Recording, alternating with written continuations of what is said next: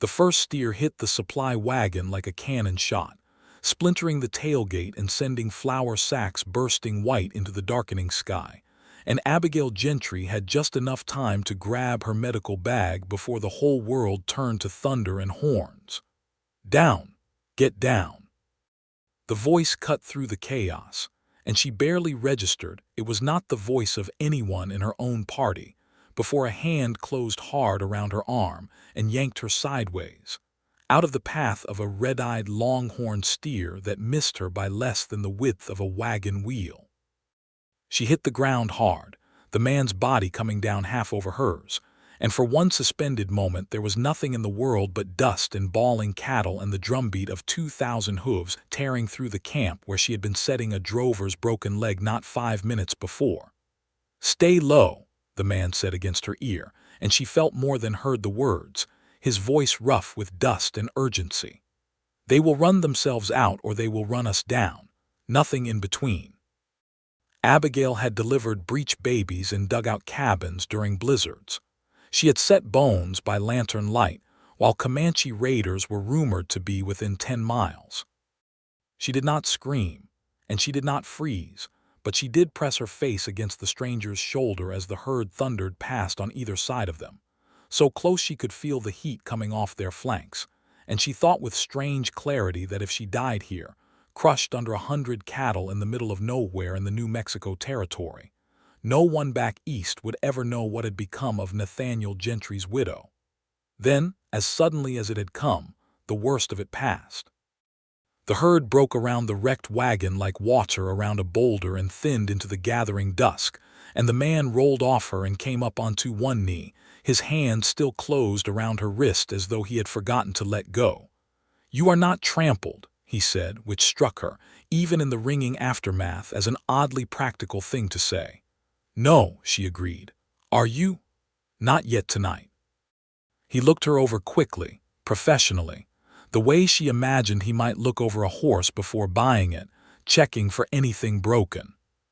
Then his eyes came up to her face and something in them shifted, surprise perhaps, or simple recognition that she was not what he had expected to find in the middle of a stampede. "You are the doctor, the one who was setting Cooper's leg."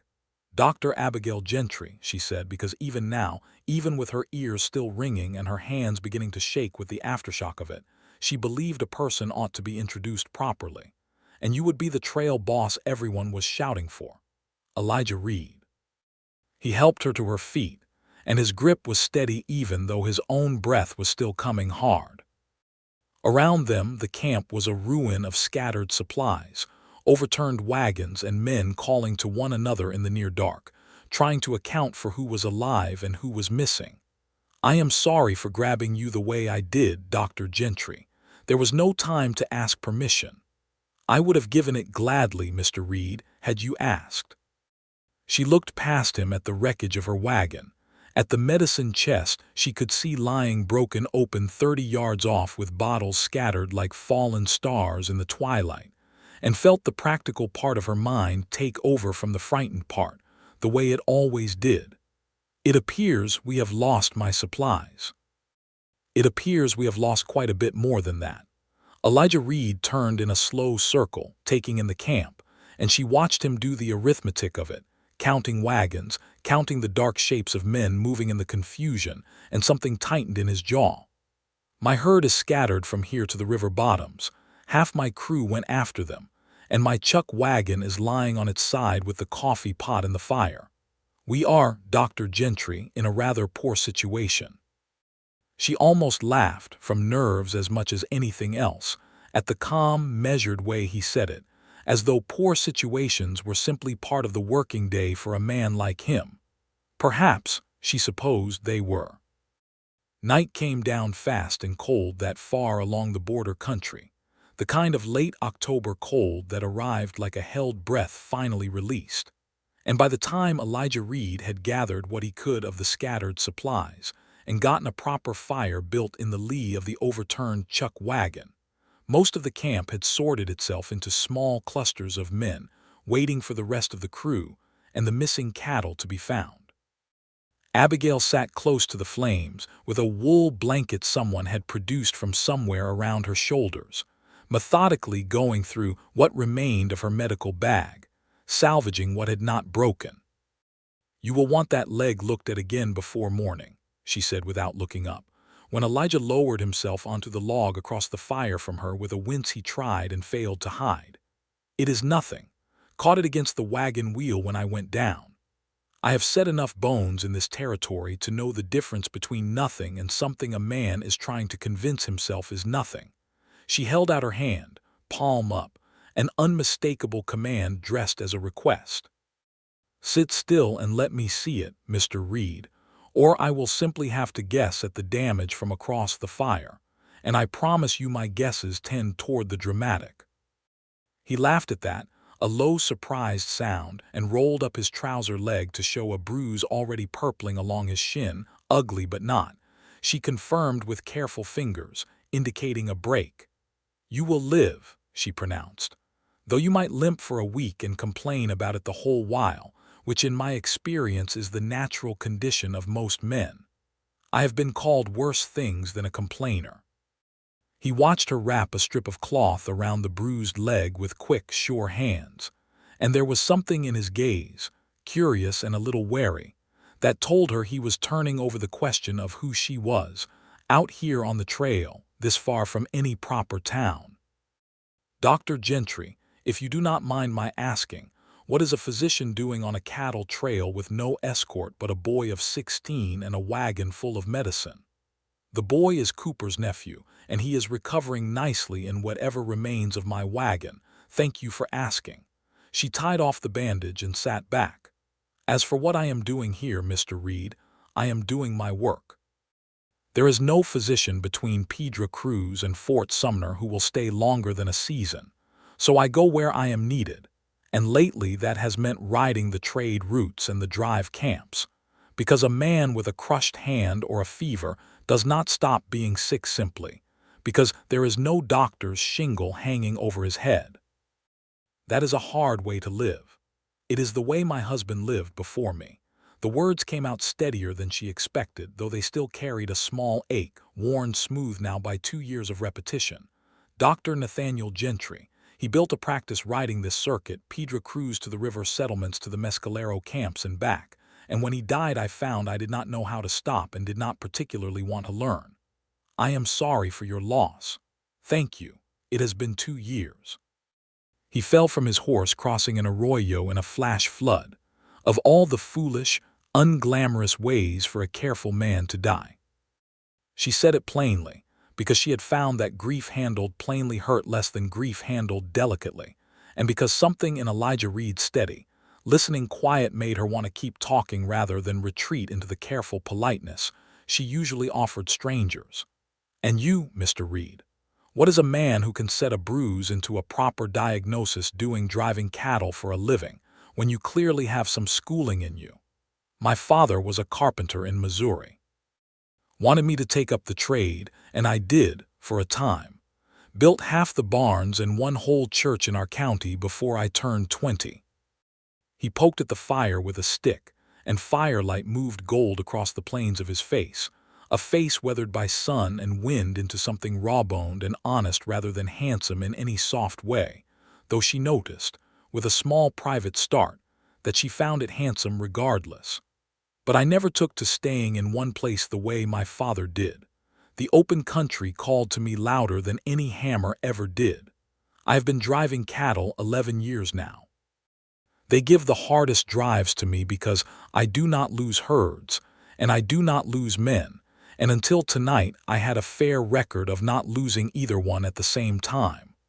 Tonight was hardly a failure of judgment, Mr. Reed. Lightning spooked them, if I had to guess. There is no driving sense into 2,000 pounds of frightened beef." "No," he agreed, "there is not." He looked at her for a long moment across the fire, and something passed between them that she could not quite name, an easiness that felt strange to find in a stranger, in the middle of a ruined camp, on the worst night either of them had had in some time. "We are a long way from Pedra Cruz on foot, Dr. Gentry. 2 days, maybe 3, if the horses are not recovered by morning. I mean to see you there safely, whatever comes of my herd. I did not ask for an escort." "No," he said again, and something like a smile touched the corner of his mouth. "But I am offering one all the same. A man in my line of work learns there is no sense arguing with a person about a kindness they have already decided to do." She wanted briefly to argue simply on principle, because she had spent 2 years learning to need no one, and the habit of independence sat in her like armor she was reluctant to remove even for a night.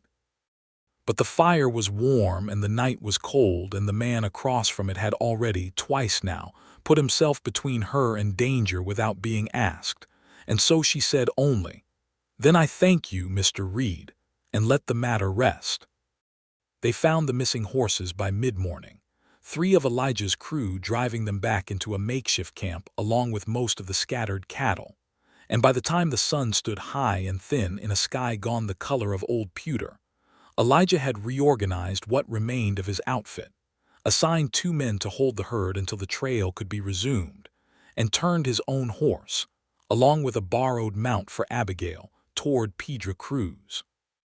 The land between the drive camp and the settlement was open and vast, cut through with dry washes and stands of mesquite gone gold and brittle with the season, and the border mountains stood blue and distant to the south, already dusted white along their highest ridges, a promise of the snow that would soon close the passes for the winter. It was, Abigail thought, watching those mountains as they rode, exactly the kind of country that made a person feel very small and very temporary, and exactly the kind of country that made the presence of a competent, watchful man beside her feel like more comfort than she was entirely prepared to admit. They had been riding perhaps 2 hours when Elijah reined in sharply at the top of a low rise and sat very still, studying something in the wash below them. "What is it?" she asked, drawing up beside him. "Crates." He nodded toward a stand of brush where, half hidden beneath a torn canvas tarp, several wooden crates sat stacked and abandoned. "That is not drive supply. Someone cached that there deliberately and recently from the look of the ground." They rode down together, cautious, and Elijah pried open the nearest crate with the edge of his knife. Rifles lay inside, packed in oiled cloth, new and unused, far more firearms than any honest trader would need for personal protection along the route. "Gun running," Abigail said quietly, and something cold moved through her that had nothing to do with the autumn wind. "I have seen crates marked this way before, Mr. Reed. Cyrus Vane's brand is burned into that wood. You know this man." "I know of him. Everyone along this stretch of the border knows of him, though few will say so above a whisper. He trades cattle and hides on the American side and God knows what else across the river, and there have been 2 men who crossed him in the last year who are no longer among the living to regret it." She closed the crate lid slowly, her jaw tight. "One of them was a young trade guide named Tomás Ibarra.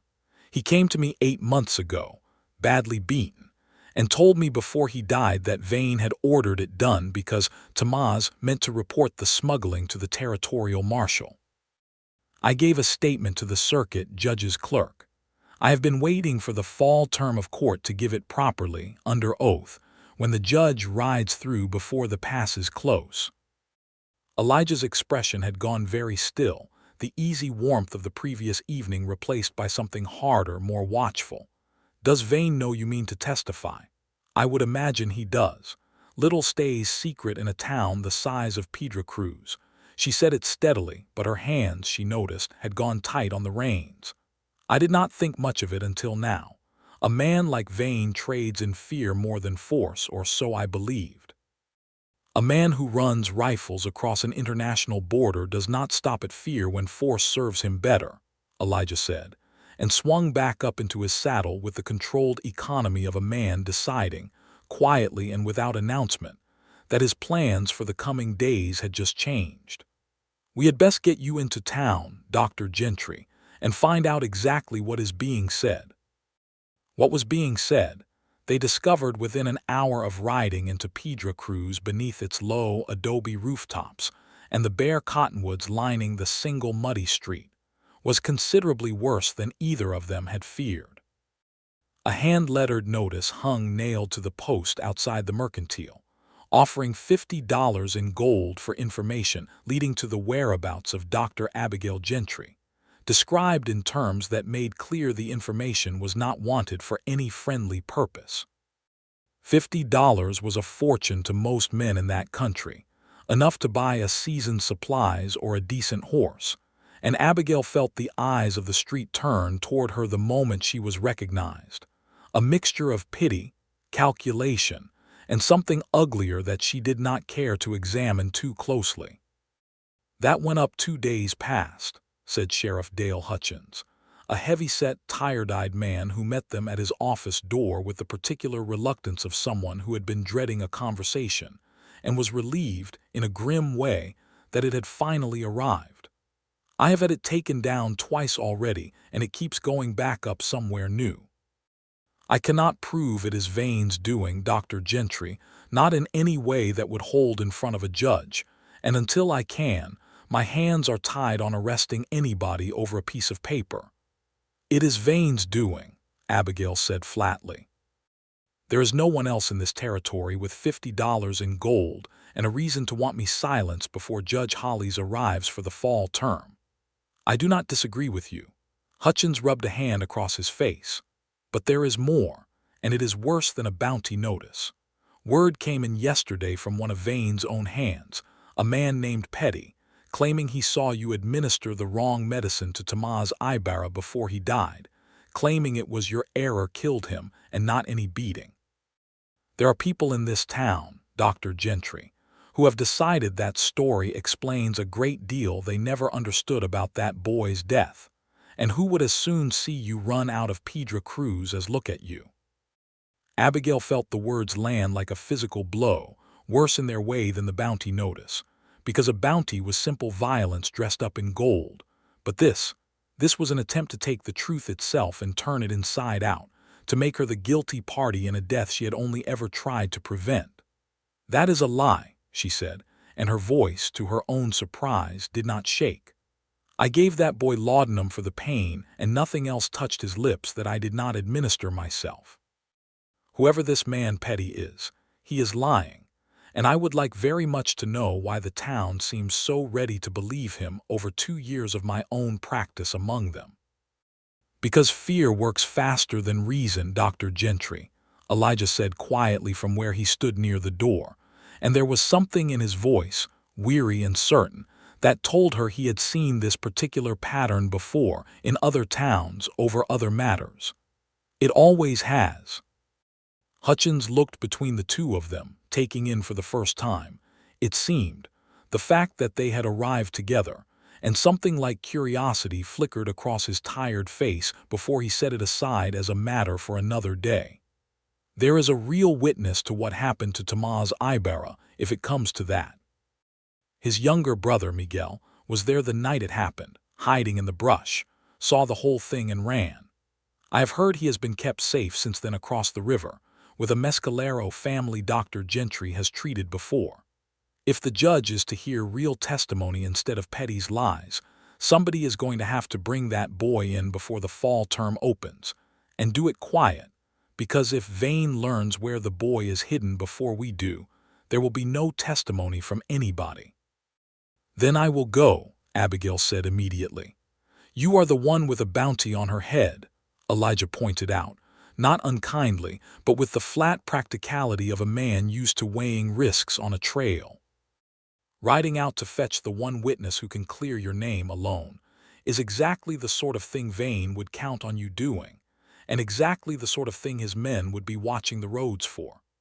Then I suppose, Mr. Reed, you had better come with me," Abigail said, and found, when their eyes met, that some silent agreement had already been reached between them before either had said the words aloud.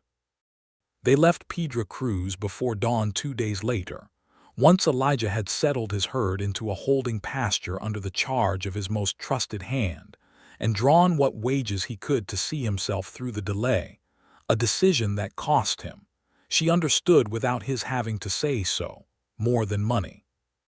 A trail boss who abandoned a drive, even briefly, even for good reason, put his reputation and his future contracts at risk in a business built entirely on trust, and she did not fail to notice that he made the choice without any visible hesitation. "You did not have to do this," she told him quietly as they rode south along a dry wash toward the river crossing, the pale gray light of early morning just beginning to touch the tops of the cottonwoods. "Your outfit needs you. Your reputation is built on drives finished on time, is it not?" "It is." He did not look at her, his eyes on the trail ahead, but his voice was easy, certain, entirely without regret. "But a reputation built on abandoning a woman to a bounty hunter's rope would not be one I could live with, whatever it cost me in cattle contracts. Some things weigh more than others, Dr. Gentry, once you put them on the scale." She did not answer that because she found, riding beside him through the cold morning, that she did not entirely trust her own voice. The Mescalero camp where Miguel Ibarra had been hidden sat 2 days' ride to the southwest, tucked into a canyon where a spring kept a stand of cottonwoods green even this late in the season, and they were met a mile out by a rider who recognized Abigail before either of them had to explain themselves. Dr. Gentry. The man who greeted them was called Tall Elk by the traders who dealt with him, a lean, weathered man of perhaps 50 years with sharp, assessing eyes, and he inclined his head to her with the particular respect of someone who remembered a specific debt. "You set my daughter's arm 3 winters past, when the trader doctors would not cross the river for a Mescalero child. You are welcome in this camp, and so is whoever rides with you if you vouch for him." "I vouch for him," Abigail said, and did not miss the small, pleased shift in Elijah's expression at the words. "This is Elijah Reed. We have come about Miguel." Tall Elk's face went grave. "The boy has been asking every day when he will be called to speak the truth about his brother. He is young, but he is not a coward, and it has cost him something to stay silent this long." Miguel Ibarra, when they found him sitting near the spring mending a bridle with more concentration than the task strictly required, proved to be a slight, solemn boy of 16 with his brother's same dark, careful eyes, and he listened to their explanation of the bounty, and the lie being spread about Dr. Gentry with a fury that made him look, briefly, much older than his years. "Petty was there," Miguel said, his hands closing hard around the leather in his lap. "He held the lantern while Vane's other man beat my brother. He did nothing to help, and now he tells lies about the doctor who tried to save him. I will tell the judge everything. I have been ready to tell it for 8 months. I was only waiting to be asked in a place where no one could stop me from finishing." "Then we had best get you to that place," Elijah said, "before anyone learns you have left this canyon." They started back toward Piedra Cruz the following morning, 3 riders now instead of 2, moving with the particular caution of people who understood that the closer they drew to town, the more likely it became that Vane's men would be watching the crossings. The autumn rains had come hard in the mountains over the past several days, and the normally shallow river had swollen into something wide and brown and violent, running high and fast between banks it had not touched in years, and the only crossing for miles in either direction was a rope and plank bridge strung between 2 cottonwood anchors, the kind of makeshift construction that border traders had used for a generation to move goods across when the water ran too high to ford. "That crossing has seen better days," Elijah said, studying the sagging ropes and the planks that had clearly been repaired more than once with whatever wood came to hand. "But I do not see another way across before dark, and dark is not a friend to us out here with a bounty on the doctor's head and a witness who needs to reach that courtroom." They were perhaps a third of the way across, Miguel leading his horse ahead of them with the light, careful step of a boy who had crossed such bridges before, when the first shot cracked out from the tree line behind them. "Ambush! Keep moving!" Elijah's voice cut through the roar of the river below, and Abigail did not wait to be told twice, urging her horse forward across planks that shuddered beneath its weight even as a second shot splintered the wood not 3 feet from her stirrup. "They mean to stop us before we reach the far bank," Miguel shouted back, and his horse shied hard at the sound, hooves skidding on wet wood, and for one terrible moment the whole animal teetered at the edge of the crossing before Miguel wrenched it back to center. The rope supporting the western anchor, already strained by decades of weather and the unaccustomed weight of 3 horses at once, gave way with a crack like a rifle shot of its own, and the entire crossing dropped several feet on that side, planks tearing loose one after another into the roaring brown water below. Abigail. It was the first time Elijah had used her given name, and it tore out of him raw and urgent as her horse lost its footing entirely, plunging sideways off the collapsing planks into the current with her still half in the saddle. The medical bag she refused to abandon even now clutched against her chest. The river took her hard, cold enough to drive the breath from her lungs, and she went under once twice, her boots filling with water, before her head broke the surface and she saw, through streaming eyes, Elijah already off his own horse and running along the collapsing crossing toward the anchor point, a coil of rope, the one every trail hand carried for 100 purposes, already spinning out from his hands. Grab hold, Abigail, grab hold now. The rope snaked out across the water and struck the surface not 4 feet from her, and she lunged for it with the last of her strength, her numb fingers closing around the rough hemp, just as the current tried to sweep her past the reach of any rescue at all. What followed existed afterward in her memory only in fragments, disconnected and vivid. The terrible strain of the current trying to tear her from the rope, the sound of Elijah shouting something to Miguel about the horses, the agonizing crawl of being drawn hand over hand toward the bank while cold water dragged at her skirts like something alive and determined to keep her, and finally the solid, blessed impact of the riverbank mud beneath her, as Elijah hauled her the last several feet onto solid ground and dropped to his knees beside her, both of them soaked and shaking and alive. "You are all right." It was not quite a question, said in the tone of a man confirming a fact he could not otherwise bear to doubt. "Abigail, look at me. You are all right." "I am all right," she managed, coughing river water, and then, because the fear was still working its way out of her in strange directions, "I did not lose the medical bag." He laughed, a shaken, disbelieving sound, and then, without any clear decision passing between them that she could later identify, his hands came up to frame her face, and he kissed her. It was not a gentle kiss, not at first, born as it was out of terror and relief tangled together too tightly to separate, but it gentled as it went on, his thumbs brushing along her jaw, and she found her own hands had come up to fist in the wet fabric of his shirt, holding on to him the same way she had held on to that rope, as though letting go were not a thing she could currently manage.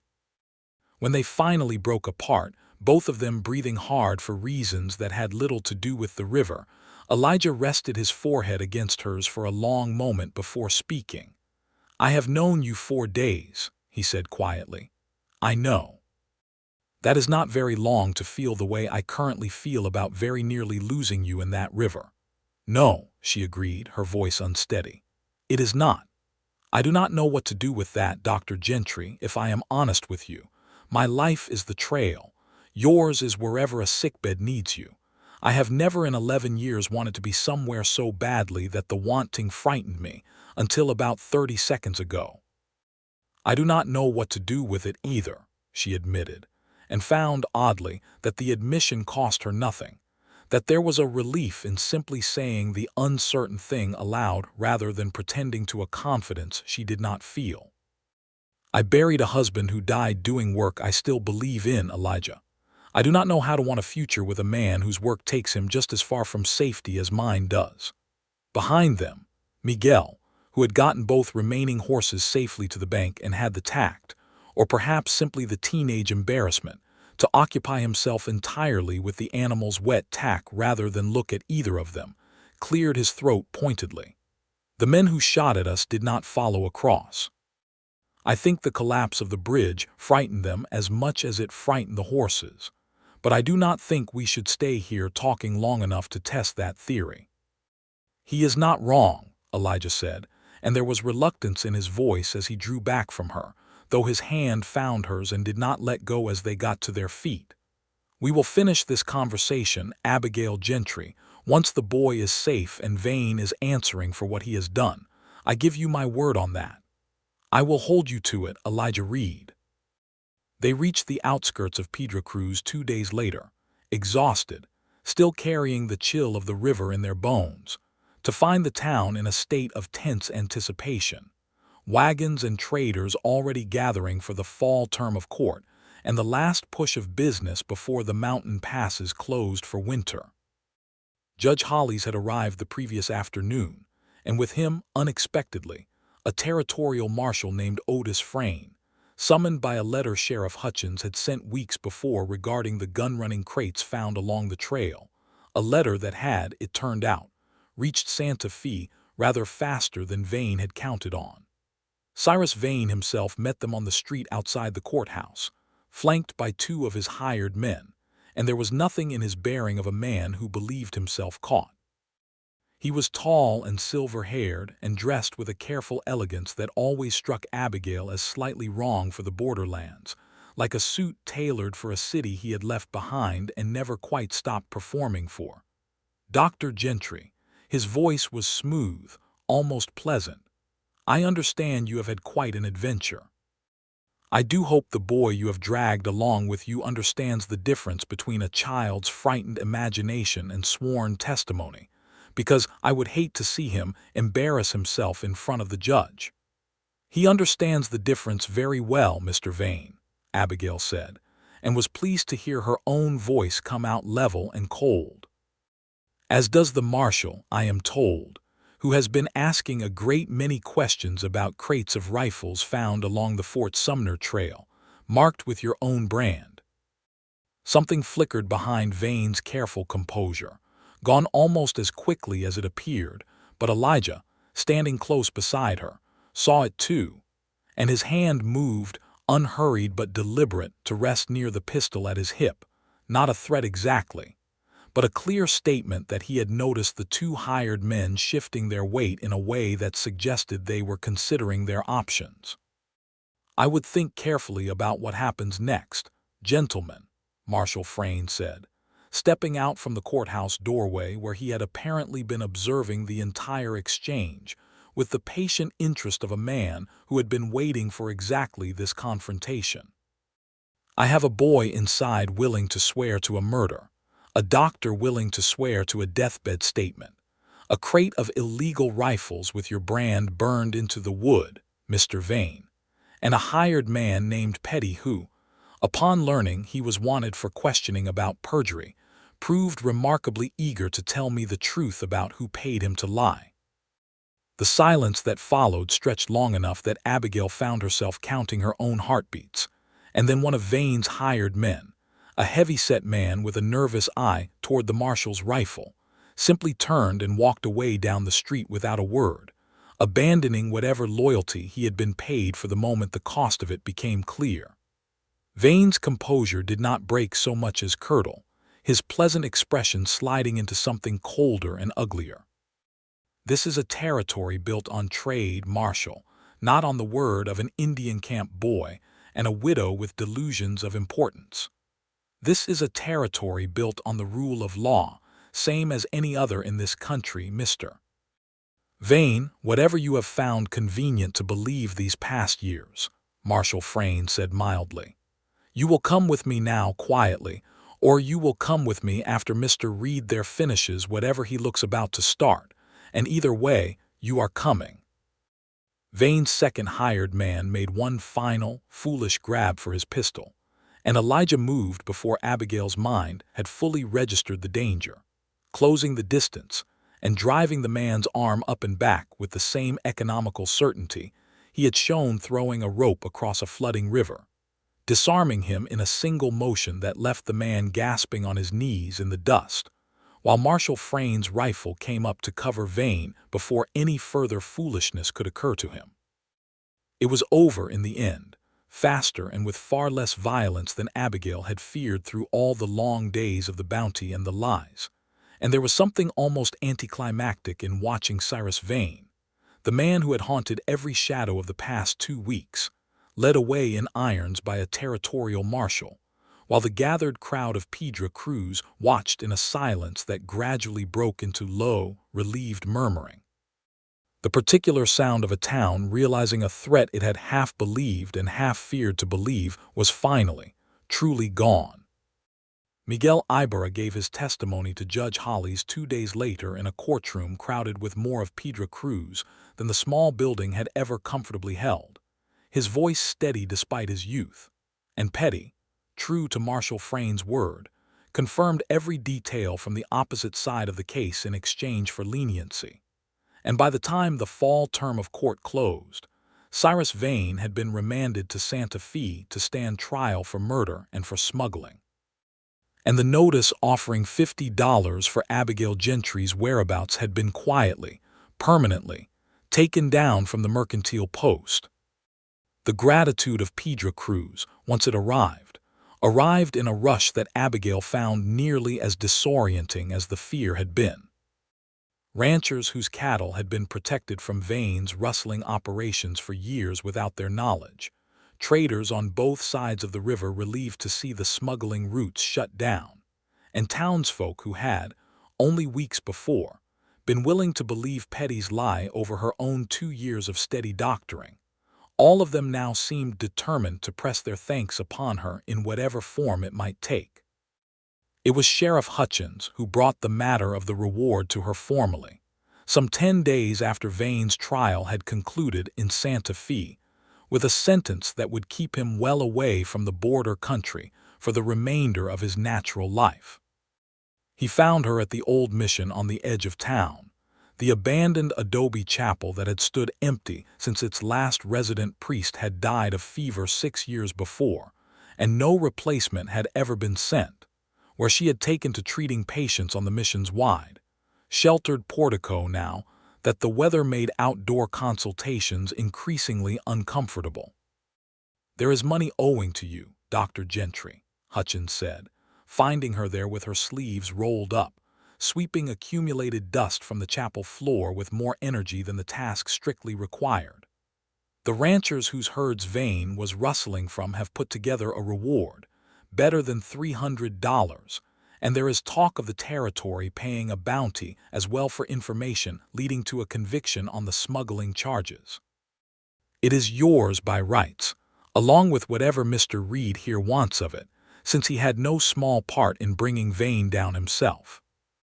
Abigail set down her broom and looked around the chapel's interior, at the sagging roof beam and the broken window shutters, and the dust of years settled over the old wooden pews, and found that the answer had already formed itself somewhere in her mind days before, without her quite realizing she had been building toward it.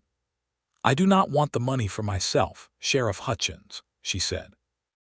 "There has not been a physician willing to stay in Pedra crews in all the years since my husband died, because there is no proper place to practice, and there are children in this town, Mexican, American, and Mescalero alike, who have no schoolhouse to attend because their families cannot agree on whose church or whose language ought to host them.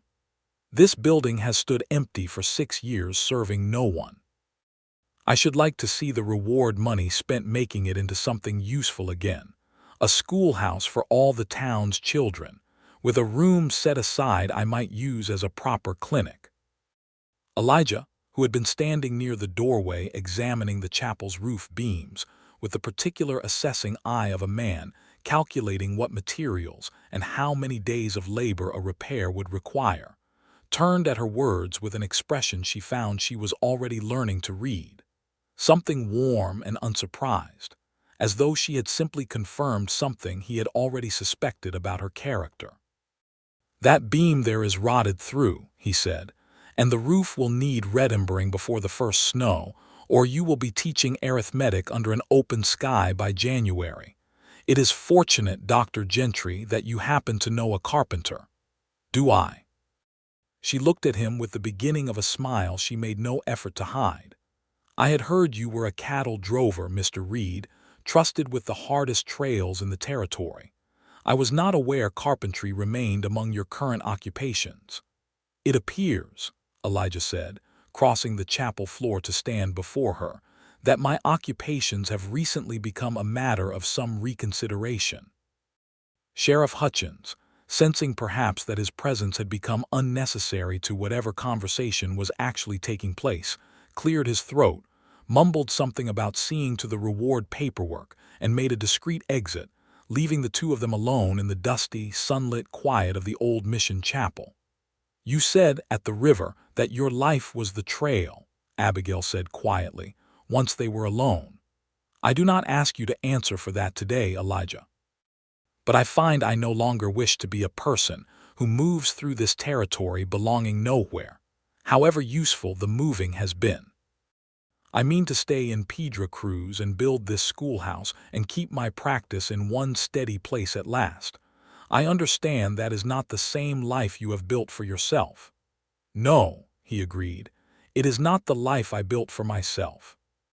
But I have spent 11 years being the man other outfits trust with their hardest drives because I have nothing waiting for me anywhere that would make me hesitate to go, and I did not understand, until a stampede tore through a camp 2 weeks ago, how much that particular reputation had cost me."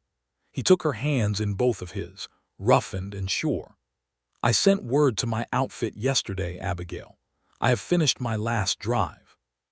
There is more than enough carpentry work in a town this size to keep a man busy through any season, and I find I would rather spend my days building something that lasts than driving cattle toward a horizon I never mean to stop at. You would give up 11 years of a trade you built your name on, for a schoolhouse and a widow with a stubborn streak." "I would give up considerably more than that for you," he said, "though I confess the schoolhouse is a fine incentive as well." His hand came up to brush a strand of hair from her face, gentle in a way that made her chest ache with something she had not let herself feel fully since Nathaniel died, something that felt, unmistakably, like hope. "I told you at the river that I did not know what to do with the way I felt about you. I have had 10 days since to think on it, Abigail, through a trial and a reward and a great deal of quiet evening writing, and I find the answer was simpler than I expected. I love you. I do not know a gentler way to say it, so I will simply say it plain. I love you, and I would like very much to spend whatever years are given to me helping you build this schoolhouse and this life and whatever comes after if you will have me." Abigail felt tears come, unbidden and unashamed, and did not try to stop them. "I did not think after Nathaniel that I would want this again, a partnership. Someone to build toward a future with instead of simply enduring one alone." She reached up to touch his face, weathered and dear and entirely unlike anyone she had expected to find in a stampede on a cattle trail. "But I do want it, Elijah Reed. I love you as well, more than I have known how to say these past days, and I would be glad, more than glad, to have you help me raise this schoolhouse and to build a life beside it." He kissed her then, slow and certain, without the desperate urgency of the riverbank, but with something steadier beneath it, a promise rather than a relief. And outside the chapel's broken windows the late autumn light slanted gold across the dusty street of Pedra Cruz, where wagons still hurried to gather the last supplies before the mountain passes closed, unaware that inside the old mission, something had just been decided that would outlast any winter. The work of rebuilding the mission into a schoolhouse began within the week and consumed the whole of that winter and into the following spring, a season that passed for Abigail and Elijah in a steady rhythm of labor and courtship, intertwined so thoroughly she could no longer separate the two. Elijah redimbered the roof with lumber hauled up from the sawmill at Las Cruces, working alongside 2 Mexican carpenters from town, and on more than one occasion, a handful of mescalero men from Tall Elk's camp who came to trade skilled labor for the promise that their own children would be welcome at the school once it opened, a promise Abigail made without hesitation and intended to keep with everything in her power.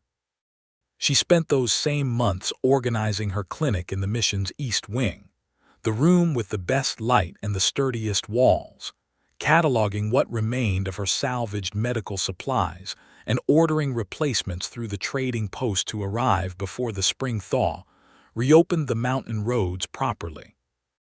In the evenings, when the day's hammering finally quieted, she and Elijah would sit together on the mission's wide portico, sometimes with Miguel Ibarra, who had taken to spending his afternoons helping with construction rather than return to a life that held nothing for him but grief, and sometimes alone, watching the light fade over the border country while they talked through plans for the school, for the clinic, for the life they meant to build together in this town that had nearly cost her everything and instead had given her, unexpectedly, a home.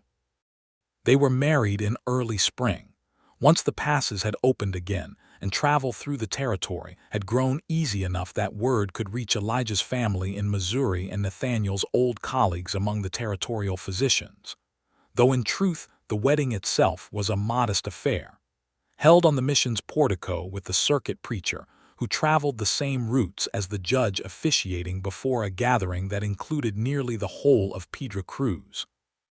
American ranchers standing beside Mexican traders standing beside tall elk, and a delegation from his camp, all of them there to see the doctor who had stayed and the carpenter who had chosen to remain beside her.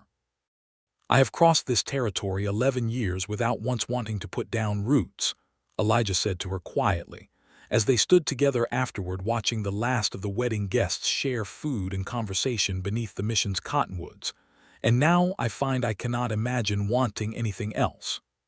"Roots are a fine thing to want, Elijah Reed," Abigail said, leaning into the solid warmth of him, "provided a person has found the right ground to put them down in." The schoolhouse opened its doors for the first time on a bright morning in early May.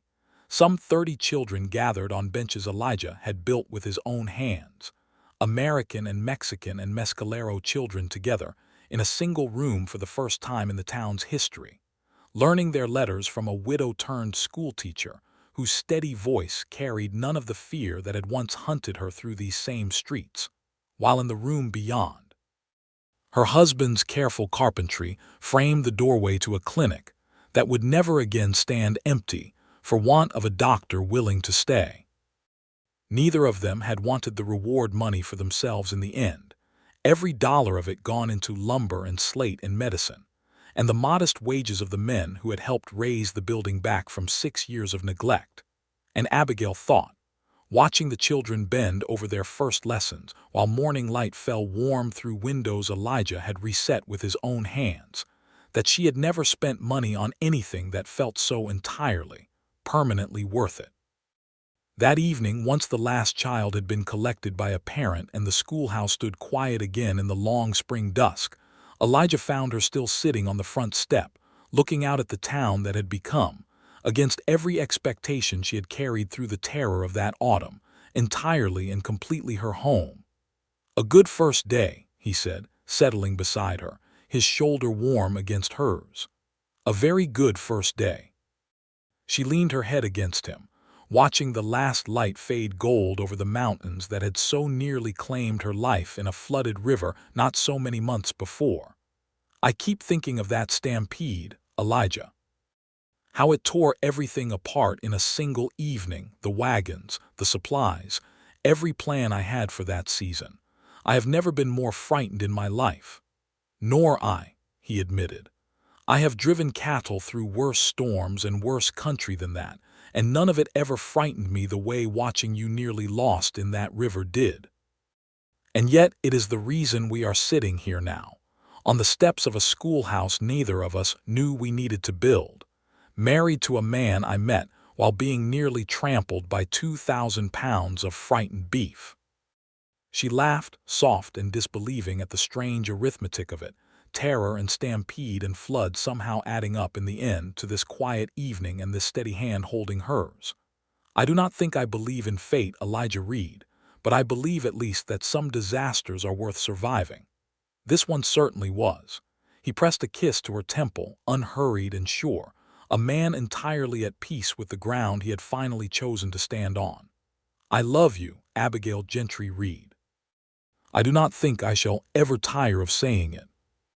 "I love you as well," she said, and meant it with the whole of a heart she had once believed too worn by loss to open again, And I do not think, Elijah, that you shall have to say it to an empty room, not now, not ever again. You are staying, after all. The carpenter who came to fix a roof and never left. Never, he agreed, and the words settled between them, simple and certain, as the first stars came out over the schoolhouse and the mission bell, restored and rehung that very week, rang once softly in the evening wind as if in answer.